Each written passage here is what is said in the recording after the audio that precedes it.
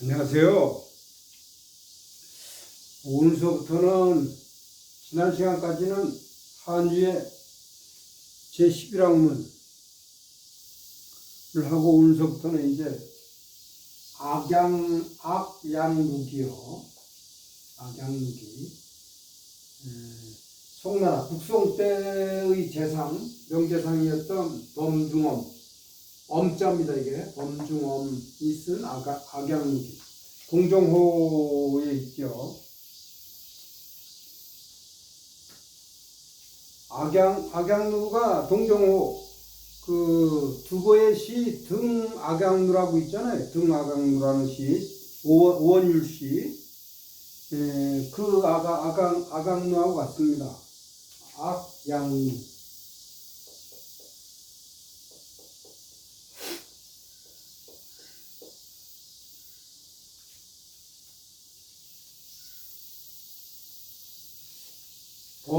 범중엄은 북송 때의 명재상이라고 그러죠. 송나라가 이제 5대 당나라가 멸망하면서 주전 중에 의해서 멸망하면서 5대 19기라는 혼란기가 있었잖아요. 그러니까 그 위진남북조 시대하고 같아요. 한나라가 망하면서 삼국지에서 얘기하는 삼국시대, 그 다음에 위나라, 조조의 위나라, 그 다음에 상하씨의 진나라 해가지고 5호 16국, 그 다음에 수나라, 당나라로 넘어오잖아요. 그 다음에 당나라 말기에 다시 혼란해서 5대 10국이라고 그 혼란한 시기가 있는데, 그때 이제 그 후주라는 조그만 나라에 명장군이었었어요. 조광윤이. 송나라를 세운 조광윤.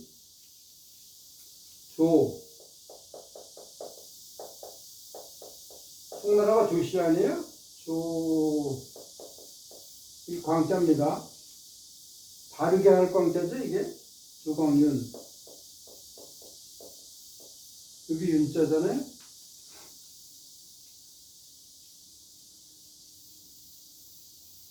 조광윤이 그 후주에서 이제 그 어린 왕한테서 선양을 받는 형식으로 해서 그 왕씨들이 시씨인데,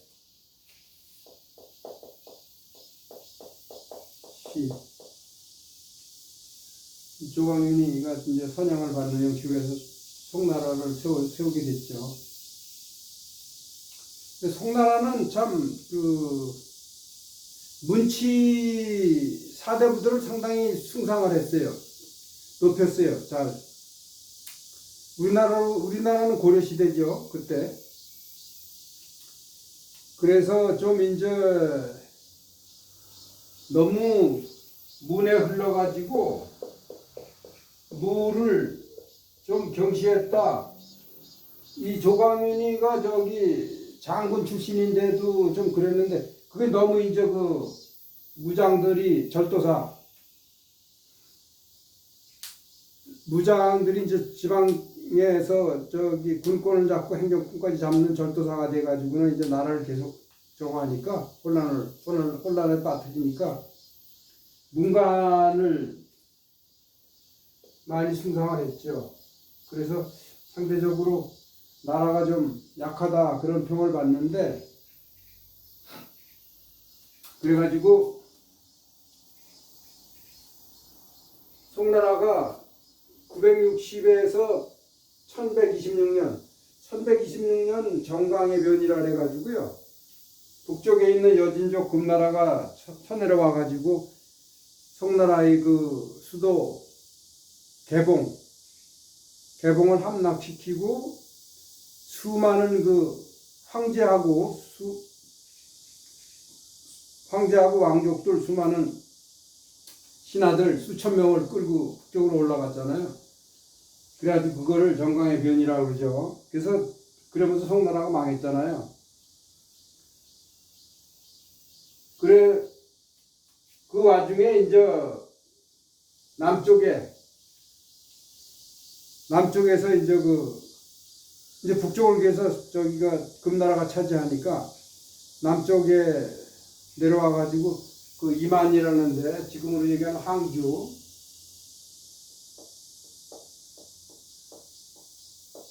이만에 수도를 세워 가지고 남성이 설립이 되지요.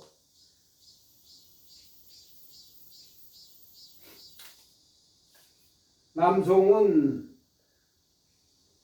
북송이 망한 다음에 시작돼 가지고 1279년 북송은 이민족인 금나라 여인족한테 망하고 남송은 이민족인 몽골족의 원나라한테 망하잖아요. 원나라.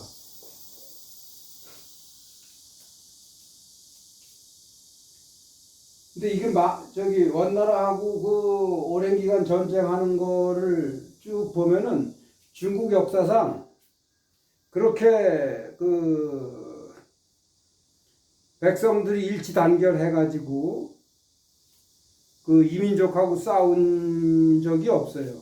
이때 제일 원나라가 워낙 강하니까 그때 원나라는 전 세계를 정복했을 때 아닙니까? 그리고 마지막으로 이제 남송을 정복을 하는데 엄청 오래 걸렸어요. 원나라가 몽골족이 남송을 치는 게. 그게 이제 문을 숭상을 하면서 사대부들을 숭상을 하고 사람들을 그래도 그 인의 정치를 했어요. 말하자면 그나마 인의 정치를 했다, 인정을 했다. 그래가지고 백성들이 저기 뭐랄까 배반하지를 않고 일치 단결해서 싸웠어요. 그렇지만 이제 워낙 그 몽골족 원나라가 강하니까 그때 최대로 강할 때거든요. 그래가지고 결국은 1279년 저 광동성 홍콩 근처에 있는 애산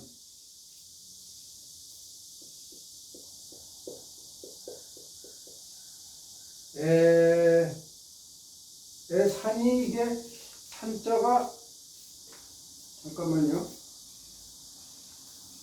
그냥 산이라고 그래 보통. 애산 전투에서 1279년 3월 19일 날이죠. 네. 애산 전투에서 이제 패하면서 마지막 그 항거하던 그 부흥군이 하면서 그 어린 그 황제를 육수부라는 그 명신이 충성스러운 신하가 그 어린 황제 소재를 얻고 같이 빠져서 이제 그 홍콩 앞바다에 빠져서 죽었어요. 네. 애산 앞바다에. 그래가지고는 완전히 이제 남송이 망했죠. 하여튼 그 몽고하고 저항해서 싸우는 그 40여 년 동안의 그 과정을 쭉 보면은 중국 역사상 그렇게 그 백성들하고 조정 그 지배층하고 일치 단결해서 이민족하고 싸운 게 없어요. 처절하게 싸웠어요 그때.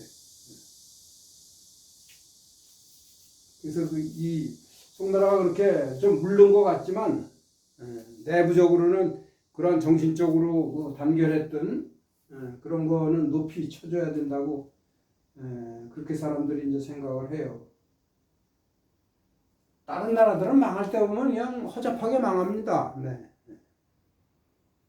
그냥 내부적으로 골마가지고 허접하게 망하는데 송나라는 그 전 세계를 지배했던 몽골의 원나라에 대항을 해서 원나라에 대항해가지고 처절하게 싸우다 엄청 그 사람들 많이 죽고 그래 다 결국은 망했어요. 자, 그런 정신이 있다는 거예요. 여기다가 저 간단히 적어봤습니다. 자, 그럼 읽어보겠습니다. 요거 좀 지우고요.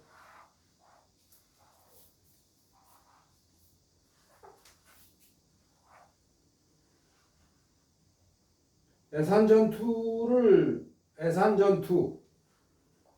남송의 멸망, 뭐 이런 거를 네이버에 쳐서 보시면은 그 당시 그 어떻게 싸우고 처절했던 거가 다 자세하게 나옵니다. 네.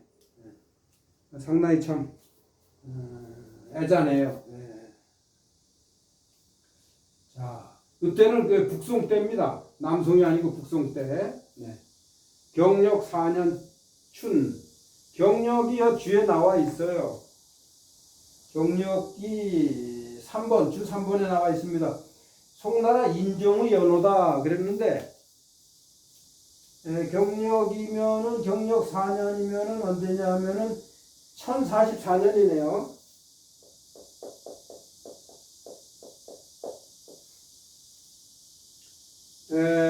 정강의 변, 금나라한테 정강의 변을 당해서 그 치욕을 당했던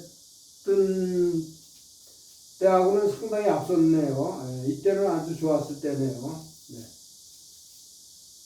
자, 인종의 연호다인데 인종이 4대입니다. 네, 4대. 경력 4년 춘 등자경, 이게 등자입니다. 저 맹자의 저 등문공 편이 있잖아요. 네, 그게 등이 이렇게 이 글자예요. 등문공. 적수 파릉군. 적. 귀양 가는 걸 적이라 그러죠. 네. 월 명년 정통 인화 백패 구흥이라. 네. 네, 중수 악양루 정기 구제 각 당현 금인 시부 우기상. 이게 촉입니다. 이게 촉여 장문 이 기지라. 이 보통 우리는 속이라고 읽잖아요. 이거를 속. 어디에 소속되어 있다, 금속이다, 뭐 속, 무리 그런 뜻인데, 뭐뭐를 잇는다, 부탁하다, 그 다음에 권하다, 사람을 모으다, 여러 뜻이 있어요. 그럴 때는 촉이라고 읽어요.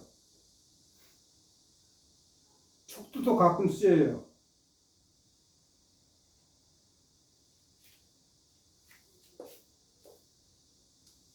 자, 경력 4년 춘.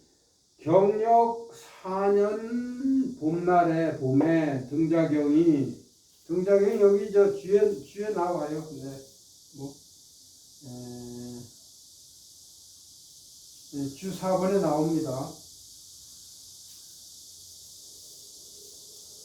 이 악양루에 대해서 또 간단히 말씀드리면 주 1번에 자세히 나와 있는데, 중국의 두 번째로 큰 호수 동종호수, 그 유명한 그 두보의 등악양루라는 그 시를 썼던 악양루, 동종호수 가에 이제 그 지어져 있는 누각인데, 동종호수가 중국에서 두 번째로 큰 호수라고 그래요. 첫 번째로 큰 게 파양호라는 호수고, 파양호.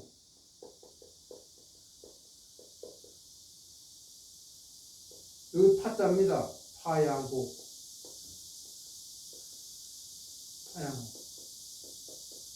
두 번째가 동종호인데, 거기에 있는 누각이요. 네. 등자경이 수파릉군. 파릉군이 이제 그 군 이름인데, 등자경이 좌천이 돼서, 이게 적이라는 게 좌천된 거예요. 네, 좌천이 돼가지고 중앙정부에서 쫓겨나서 좌천이 돼서 파릉군, 그러니까 저 악양루가 있는 그 지역의 이름이 파릉군인데, 귀양을 가서, 그리고 여기 이자 말려 이자가 들어가는 걸로 해석을 합니다. 귀양을 가서 파릉군의 수가 되었다. 그래서 여기가 지명이고, 수가 됐다는 건 파릉군의 태수가 됐다는 얘기예요. 그러니까 파릉군에서 태수 노릇을 하는 거예요. 그러니까 파릉군을 태수로서 다스리는 겁니다. 이렇게 지명 앞에 이 관직, 이게 관직이거든요. 관직명이 나올 적에는 뒤에 지명을 목적으로 삼고 앞에 관직을 서술어로 삼아가지고 타동사. 그래서 명사의 서술어가 되는 거예요. 관직이 명사인데 명사가 서술어가 돼서 명사의 서술어가 돼서 이걸 타동사로 삼습니다. 타동사로 삼아가지고 그 지역을 그 직위로서 다스린다. 그런 의미를 갖는 걸로 해석을 해요.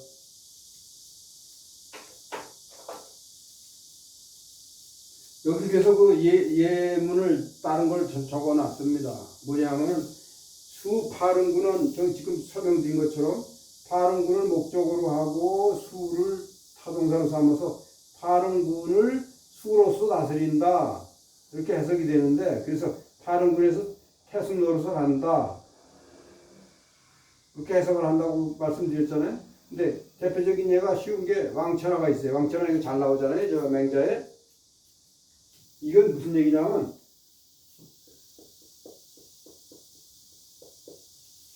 천하에서 왕노릇을 한다는 얘기입니다. 그러니까 천하를 왕으로서 다스린다 이렇게 되는 거예요. 이 목적어 타동사가 되는 거예요. 그래서 왕이라는 게 원래 명사인데 영어로 king 아닙니까? 여기서는 명사로 해석을 하는 게 아니고 왕으로서 다스린다, 왕노릇한다 그렇게 해석을 하는 거예요. 어디에서? 천하에서. 그래서 지역, 지명 플러스 앞에 관직이 올 적에는 그 지역을 그 관직으로서 다스린다. 그 거기서 관직 노릇을 한다. 그런 뜻이 됩니다.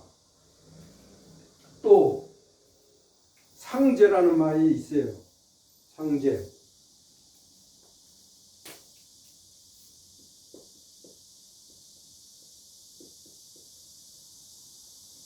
여기서 제는 제나라를 얘기합니다. 관중이 상제했다 그러면 상제, 제나라에서 재상으로서 제나라를 다스렸다. 제나라에서 재상 노릇을 했다 이겁니다. 그래서 제나라도 지명이잖아요. 나라 이름이나 지명 앞에 관직, 재상.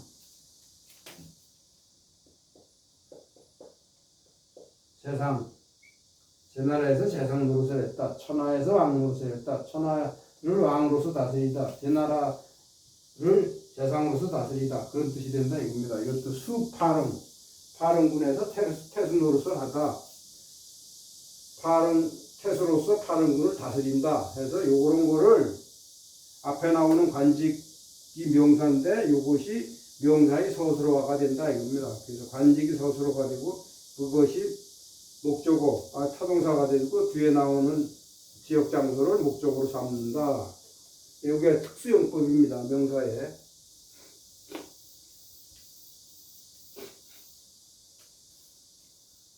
명사의 서술어화가 책 명사편에 있어요. 네. 자, 요거 그래서 특별한 용법이기 때문에 요거를 따로 말씀을 드린 겁니다.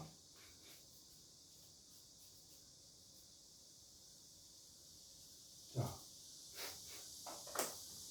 그 다음에 월, 명년, 정통, 인화, 백패, 부흥이라. 네. 그래서 이제 등자경이 파릉군에 좌천이 돼서 파릉군에서 조그만 벼슬인 태수노릇을 했다 이겁니다. 중앙정부에서 크게 장관급을 일할 사람인데 판사나 이런 걸로. 월, 명년. 명년이 영어로 next year 아니에요. 그러니까 다음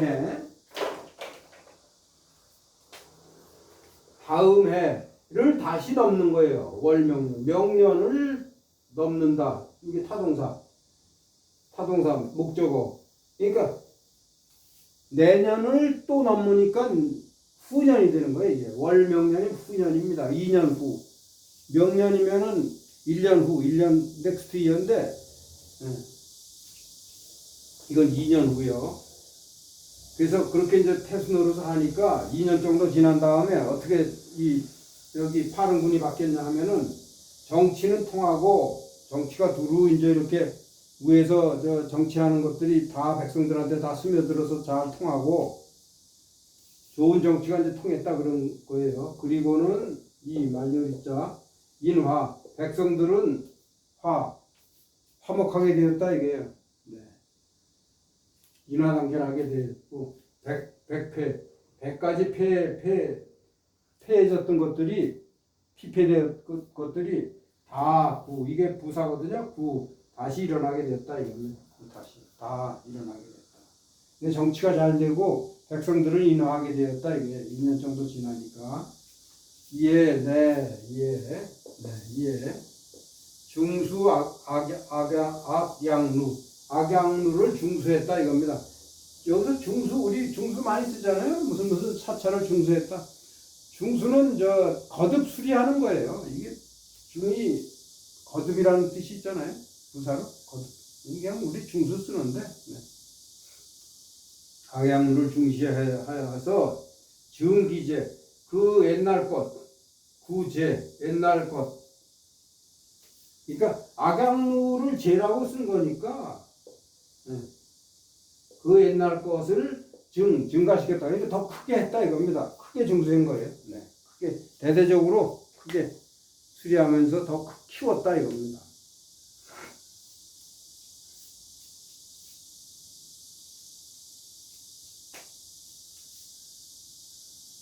각 당현금인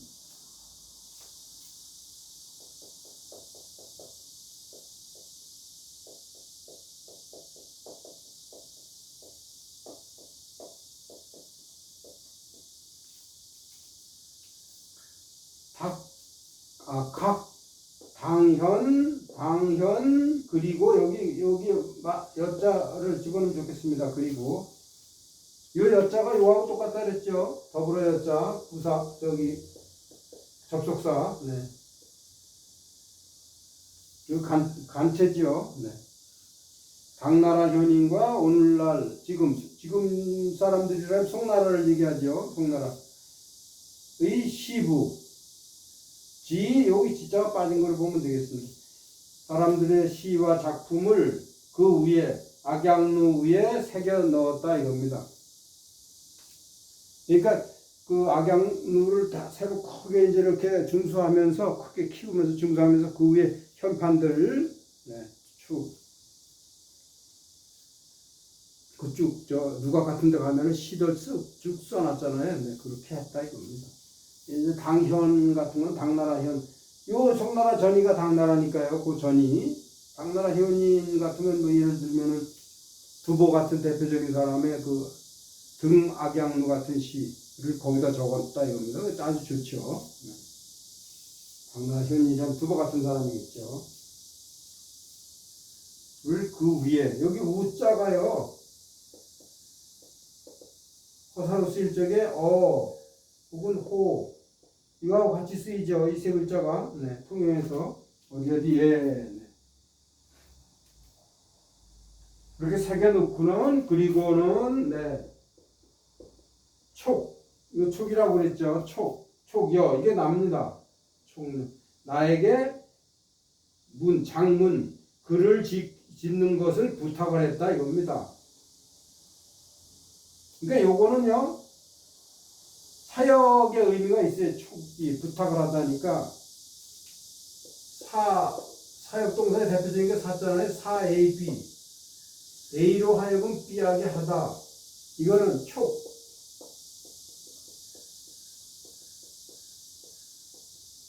A, B A로 하여금 B 할 것을 부탁했다 이겁니다. 그래서 이건 나에게 글을 지을 것을 부탁했다 이렇게 사역의 패턴하고 똑같이 그 순서대로 해석을 하시면 돼요. 촉이 부탁 보통 속이라고 읽히는데 아까 말씀드린 것처럼 뭘 잇는다, 사람을 모으다, 부탁하다, 시문을 짓게 하다, 그 다음에 권하다 하는 뜻도 있어요. 여러 가지 뜻이 있어요. 요거 그래서 여기 요건 만리의 써 있잖아요. 만리의 자로 보면 되겠습니다. 그래서 이것을 짓는다, 쓴다 이거예요. 이것이 뭐예요? 나에게 글을 지을 것을 부탁을 해가지고 그래서 이것을 쓴다. 그러니까 이것이 뭐예요? 악양누기죠. 바로 악양누기. 악양누기를 쓴다 이거지. 그러면서 이제 악양누기를 쭉 쓰는 거예요. 밑에 그 다음 시간에 이제 악양누기 진짜 본문이 쫙 나와요.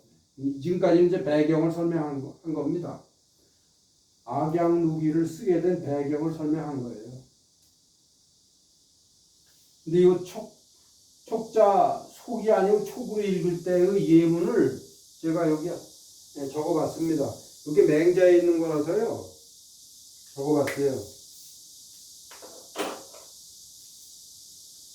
네, 이해, 네.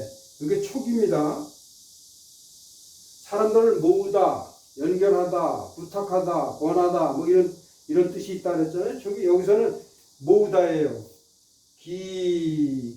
그 노인네들, 나이 많은 노인네들을 모아서 그리고는 그들에게 일러서 말하기를 이렇게 얘기했다 이겁니다. 그래서 다음에 요게 따옴표예요. 요게 얘기한 내용이에요. 그 노인네 나이 많은 사람들을 모아서 그리고는 그들에게 이야기하기를 여기 맹자에 나온 겁니다. 이게 누구냐 하면 고공담부가 원래 다스리던 곳을 버리고 기산으로 넘어가는 거예요. 그거를 얘기하는 거예요, 지금. 그래서 이게 다른 데로 가게 된 거를. 이게 적인이거든요. 이게 오랑캐 적자 아니에요. 동이 서융 북적 남만이라고 하잖아요. 이거 북적 할 때 적이죠. 적인. 그 적인들이 북쪽 오랑캐들이 소욕자 원하는 것은 소욕자 소자 여기 짝으로 잘 나오죠. 소욕자. 그래서 원하는 그것은 오토지하라 우리들의 땅이다 이거예요. 그 다음에 여기 또 하나요. 거주 촉객 여기도 촉이라고 있고요. 요건 어디 나오냐면 이 책 좀 지나면 이제 다음 편이야. 다음 편에 소동파도 북송 사람이거든요. 소동파의 그 적벽부에 나오는 말입니다. 요거는 거주 촉객 술을 들어서 객에게 권했다 이겁니다. 거주이 촉객에 술을 들어서 그리고는 객에게 술을 들 것을 권했다. 요걸 촉이라고 읽어요. 권하다. 네. 거주 촉객 술잔을 들어서 손님에게 술을 들 것을 권했다. 네. 거주 촉객. 촉. 네. 제가 북송을 얘기하면서 아까 무 이런 걸 말씀드렸는데 중국이 역사가 워낙 오래된 나라고 땅도 넓고 인구도 많고 그러다 보니까 그 문화재가 엄청 많죠. 중국이 엄청 문화재가 많은 나라인데 나라가 워낙 크니까. 근데 그 수많은 문화재 중에서 중국이 국보 1호라고 치는 게 있어요. 우리나라 거는 남대문 아닙니까? 이거 지우겠습니다.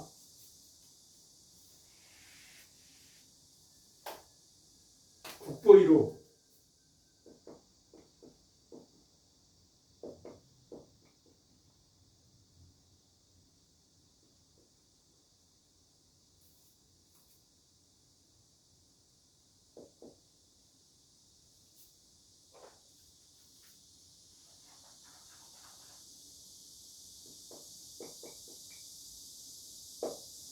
갑자기 이 보자가 정자가 생각이 안 나네요. 그래서 간치자로 쓰겠습니다. 국보 1호가 중국의 국보 1호가 뭐냐면은 청명상하도라는 거거든요. 그림이에요, 그림. 우리나라는 남대문이라는 큰 저 건축물인데 보통 국보하면 무슨 뭐 건축물이나 아니면 뭐 큰 무슨 조각상 같은 거나 뭐 이런 거일 것 같은데 그림이에요. 청명상하도. 이게 긴 두루마리 그림인데 잘 아실 거예요. 워낙 유명하니까. 청명에 봄철에 청명. 청명이 우린 보통 식목일 때가 청명이죠. 4월 5일. 청명에 그 강으로 올라가는 그림. 워낙 그림이 길고 그 사이에 뭐 수많은 사람 수백 명이 거기 저기 묘사가 돼 있는데 다 사람 모습이 달라요. 이 청명상하도가 북송 때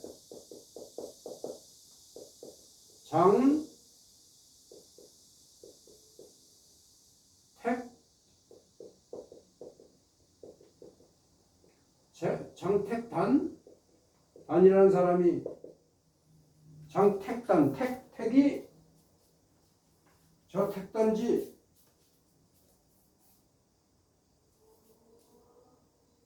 네 맞네요. 장택단이라는 사람이 그 북송의 서울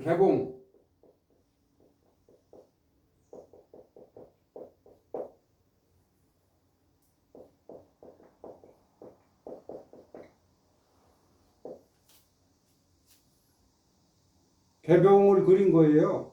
그 운하를 통해서 이제 그 사람들이 물건 내리고 그 왔다 갔다 수많은 사람들. 네, 그게 이제 청명상하도 북정 시절에 북서의 서울인 개봉을 그린 거예요. 그게 청명상하도인데 이게 국보 1호예요. 그걸 생각나가지고 말씀을 드립니다.